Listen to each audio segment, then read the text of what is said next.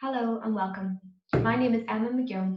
I'm a senior food and drink analyst, and today I'm going to be discussing some of Mintel's global health and wellness trends, how this has impacted consumer behaviours, and how the pandemic has, in many cases, accelerated a lot of future trends we were predicting. So let's identify some of the global trends that are actually influencing health and wellness. First things first, COVID-19 has drastically impacted everyday life. The pandemic has witnessed consumer lifestyles shift more towards at-home activities. For many consumers, this has led to social isolation, less exercise, and potentially more indulging. While health is still important, comfort food and functional ingredients can help people get through this difficult time. But well-being isn't just about diet. Consumers are trying to correct unhealthy habits picked up in recent months, and this increased health consciousness will make people more mindful of their diet. This means taking into consideration not only what they put into their bodies, but also their immune system, their gut health, and their mental and emotional well-being. And then we're also going to look at what we predict is to come, the future of personalized nutrition. Products with functional health benefits and personalized health solutions are seeing increase now, but the pandemic has accelerated consumers' comfort levels with sharing personal data. This demonstrates that there is strong potential for data-driven personal nutrition for the individual consumers in the years to come. So first things first, we'll look at what were consumers' priorities pre-COVID-19. So this was the things that we were looking at over the last number of years up until around March of 2020.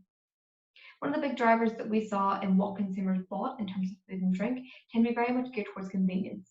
Potentially what they can eat on the go, maybe lunchtime options, breakfast time options, grabbing a coffee, all of those things were all convenience driven. Value was also important, but also value in terms of not just price, but like quality as well. And health and wellness was, of course, important. But now that we're in a COVID-19 world, things have definitely shifted somewhat. For example, health and wellness has become one of the biggest drivers for consumers. A lot more conscious of what they're eating, a lot more conscious of the food that they eat and its potential of exposure, which also ties us into trust and safety. And again, that also ties into sustainability. For example, in bakery, we're finding that we're seeing more pre-packed, individually wrapped bakery items, whereas they might have been sitting out more in the stores. But that all comes down to consumers' wariness of exposure, if germs have been on the products, they're very conscious of minimizing risk. And again, value is becoming an even bigger driver as it had been before COVID because the downturn is happening. People are losing their jobs, there's income threats that is causing people to reevaluate what is essential spending. And then on the flip side, we see convenience is becoming much less of a driver for consumers because for many people, their day-to-day lives are consistent with them being at home. More working from home, more lifestyle changes, more self-isolation, perhaps shielding, so they're not leaving the house as much. Maybe they're even getting online deliveries. All these things that were convenience driven before the COVID-19 pandemic may not be as important anymore. And this leads into our two consumer trends. The total well-being trend, this explains how the COVID-19 pandemic may prompt more people to pay greater attention to their health.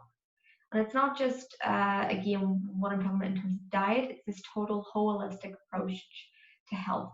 Everything from the top of your head, from your mental well-being, your emotional well-being, all the way down to your gut health and everything else that involves in that. Mood boosting benefits of food that can help support healthy immune systems will resonate with consumers who are both seeking to protect their mental and physical health through diet. But this is also leading this help me to help myself trend accelerate. Consumers are learning new ways to nudge themselves towards better habits, but they don't always have the mental or physical willpower to see it through every day of the week. Consumers need help because establishing good habits tends to be easier said than done. And it is where brands, companies, and organizations are leading a helping hand to consumers to make it simple and hassle-free for them to reach their goals. So what have we seen? What has the data over the last number of months supported in terms of health and wellness? During the first lockdown, COVID-19 caused consumers to worry about certain aspects of their diet and lifestyles. For example, putting on weight. particularly in Spain and Italy, which around that time was in one of the deepest lockdowns and the most restricted in Europe. So it seems likely that's why they're a little bit more concerned with putting on weight. A lack of exercise, gym closures, community centres closed, group activities and sporting events all cancelled. That's also feeding into this concept of consumer feeling as though they're getting a lack of exercise. And overall, eating unhealthily, this indulging and looking for quick fixes in terms of cheering themselves up. But people are reevaluating their diet and look for health and wellness. In terms of healthy eating, 70% of Chinese consumers put eating healthy as a higher priority during the COVID-19 pandemic. Immunity boosting. These are claims that we're seeing in food grow ever so slightly over the last number of years, but they've really boosted massively in 2020. 55% of Italians agree the COVID-19 crisis prompted them to add more nutrients that support their immune system to their diet. And gut health, a major factor, especially in Ireland. 59% of Isle of Ireland consumers, that includes both Northern Ireland and Republic of Ireland consumers, are actively taking steps to look after their gut health.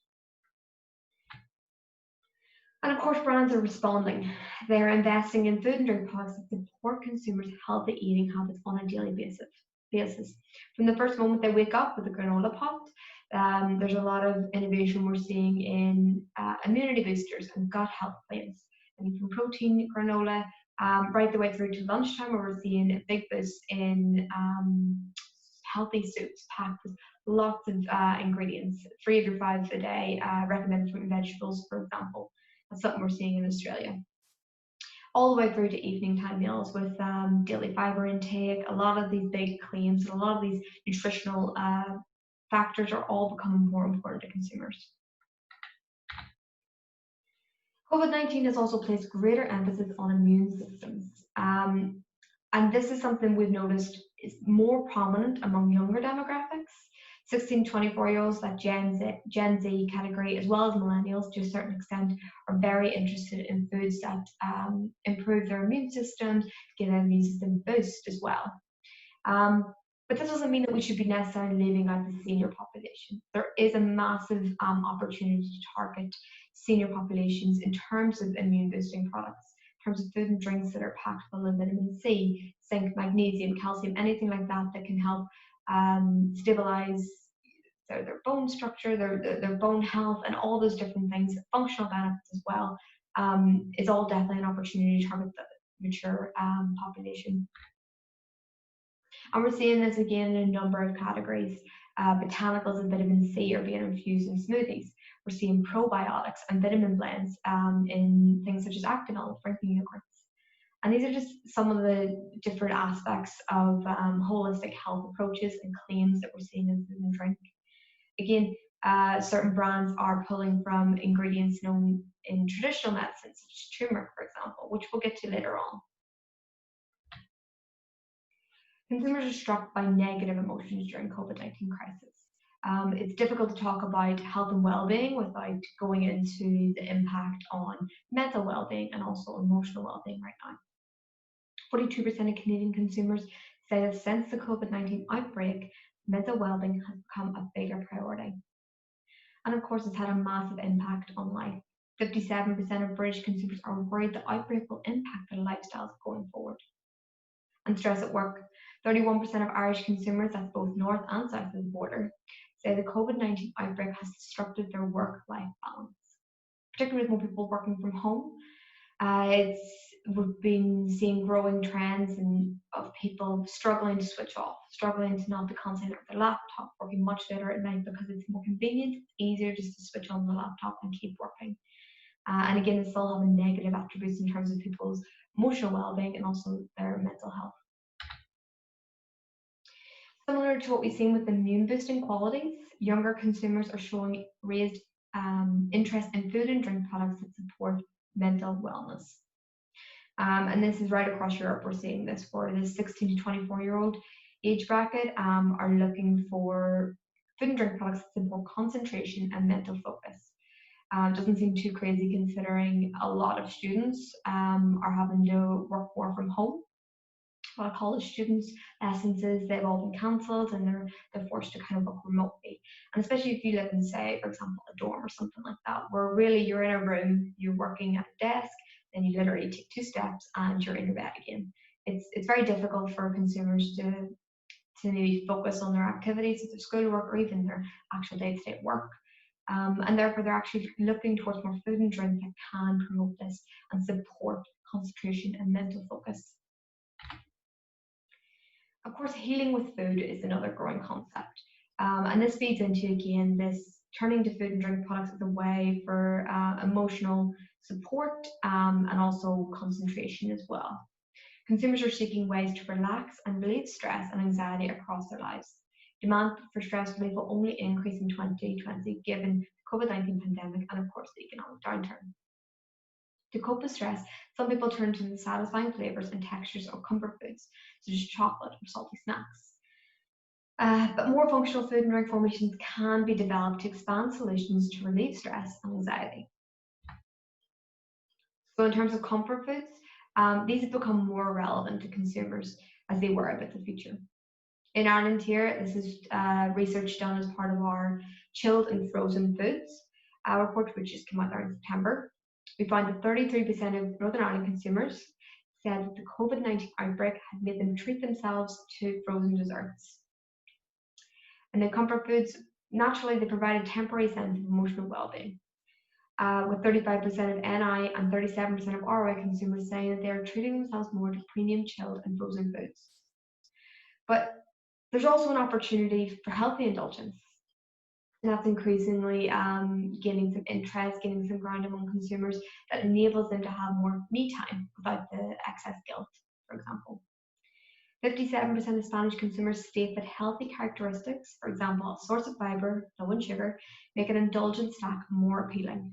And we're seeing greater investment and greater new product development in low sugar variants, especially in chocolate.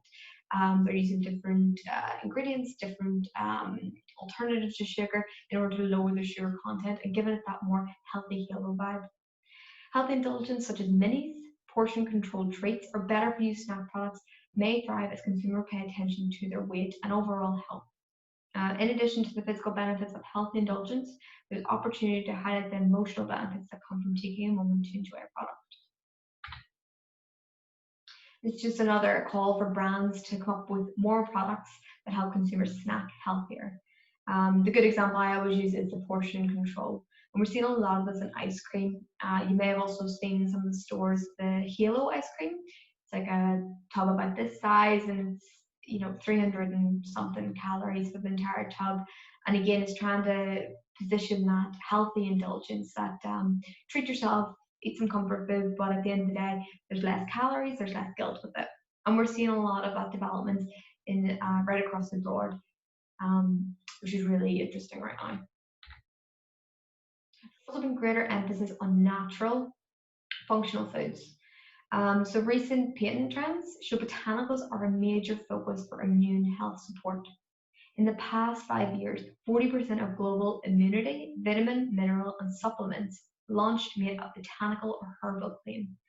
Botanicals are growing in interest, and we're seeing more and more food and drink brands adding in botanicals such as turmeric, ginger, garlic, anything even from stress relievers such as chamomile, lavender. Those are all claims that we're starting to see more and more as, again, consumers turn to food and drink as a way to help them cope with everyday life. In Brazil, 58% of vitamin, mineral, and supplement consumers agree natural ingredients would encourage them to buy a vitamin or supplement. In the US, 57% of adults agree whole food-based supplements absorb better than synthetic sourced. So going towards this more natural approach to vitamins and overall health. And in Canada, 77% of VMS consumers agree they prefer ingredients derived from fruits and vegetables. And it's just an example of some of the different products we're seeing across the category that are launching things such as turmeric. Because people, again, like I said, are turning to their food as their health, as their way of gaining a better holistic lifestyle. We're seeing launches in prepared meals, snacks, and sauces that are all using turmeric. and flagging these types of ingredients to determine health or to kind of associate themselves with health. But Harlequin brands right across the broad spectrum are all coming out with new and innovative ways to target health-conscious consumers. But what's next? Let's look at what is happening, which we determined would happen in the next 10 years, that is actually happening much sooner than expected. And that is the growing demand for personalized nutrition.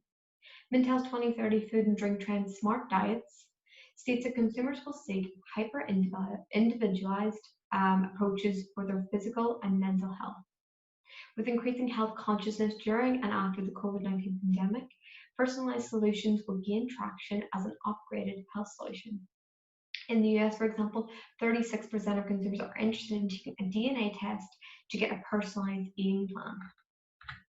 This isn't just in the minority, it's actually a lot of countries we're seeing significant interest in individual nutrition. In Ireland, 70% of Northern Ireland and 77% of South of Ireland consumers would be interested in a vitamin or supplement plan that's tailored to their individual needs. In the US, 68% of consumers agree they would be interested in customizing a multivitamin with ingredients that are specific to their needs. And in the UK, 68% of consumers would be interested in using a home test kit to identify nutritional deficiencies. But these kinds of interests are already things that companies are coming up with that we're seeing more and more. A good example of that is Beas. It came out a few years ago, and it's a personalized supplement plan. What happens is they send a little sensor there to you. You then strap it around your arm, and it takes, with the click of a button, it takes a blood sample. You then send the blood sample back to the lab, and they analyze it, and they're able to determine what types of nutrients you're deficient in, from iron, magnesium, vitamin D, whatever it is that they find you're deficient in. They will then make up a tailored multivitamin supplement plan for you that you take daily, and they will send you a pack of 30 sachets or something like that. And you're expected to take them every day in order to reach an optimal level of nutrition. So these are just some of the examples that we're seeing already. But of course, in 2020, we're seeing even more of these emerge, and not just the multivitamins, across the spectrum of food and drink. In April 2020, for example, Nestle China launched Nesquino, I think that's how you pronounce it, a personal range of superfood drinks that consumers use in conjunction with a smart device connected to their mobile phone. Greenspoon in Japan also offers personalized smoothies according to the consumer's nutritional and lifestyle needs. I think it's basically they take a lifestyle quiz, as well as some other, they say, certain symptoms of feeling, whether that's energy lacking or whatever, and they input all this, and Greenspoon will offer them a combination of 60 vegetable, fruits, and superfoods on a monthly subscription basis. But COVID-19 has also lowered the awareness of data tracking and sharing. That was one of our big concerns, which is why Smart Diets was seen as more of a 2030 trend, something that we were working towards in the next 10 years. Because consumers previously had shown a lot of reservations with sharing personal data, especially if they're not 100% sure where it's going to. And again, Smart Diets noted that privacy concerns would make people wary of sharing personal data with companies or governments. But during COVID-19, more governments used or mandated technology to track and trace symptoms. For example, the COVID-NI app. And that was allowed them to track cases, as well as symptoms and interpersonal contacts in many cases. With protection and proactive health in mind, the population might be more likely to use tracking apps or technologies after the pandemic, especially if they've already got familiar with it at this stage. And after essentially tracking where you're going to, your contacts, who you're involved with, it may be more likely that as long as consumers feel as though they're getting something else in return, they may be more willing to share their data, for example. And again, these are just some of the other examples we're seeing in terms of a new generation of personalization in nutrition. Personalized products and services will be attractive to people with disposable income specifically, especially if they can deliver straight to their door and are easy to follow. One example of personalized protein blends was launched in the UK, and it claims to be the first personalized protein company. A lifestyle quiz is used to produce a personalized plant or dairy-based protein powder. And the brand also offers personalized vitamins and prenatal supplements. And again, we're also seeing something similar in the US. Lumen, I think it is. It's a handheld device that uses carbon dioxide sensor to identify real-time fuel the body needs. So basically, you breathe on the device, and then it comes up on your phone what your deficiencies are and what your nutritional needs are. Maybe you need to eat more of, or it'll produce you an actual dietary plan that you can follow in terms to get those nutrients you're lacking. So just some of the final points before I leave you. There is no doubt that the global health crisis, like COVID-19, has made people's awareness of health and wellness even stronger. Brands that can effectively respond to consumers' shifting needs in this space will become more resilient. While weight management will always be important, managing stress sees consumers turning to food and drink for emotional comfort as well as a coping mechanism and a de-stressor. These behaviours are likely to continue for the foreseeable, which could offer opportunities for healthy indulgence. Finally, the pandemic has sped up the development of the food and drink industry, moving towards healthier, more sustainable, and smarter solutions. Consumers' awareness of sharing personal data may have laxed in 2020, and as long as consumers reap the rewards from sharing their personal health data, we could see more consumers buying into personalized nutrition. Thank you so much for joining, and I hope you got something out of it. Thank you so much.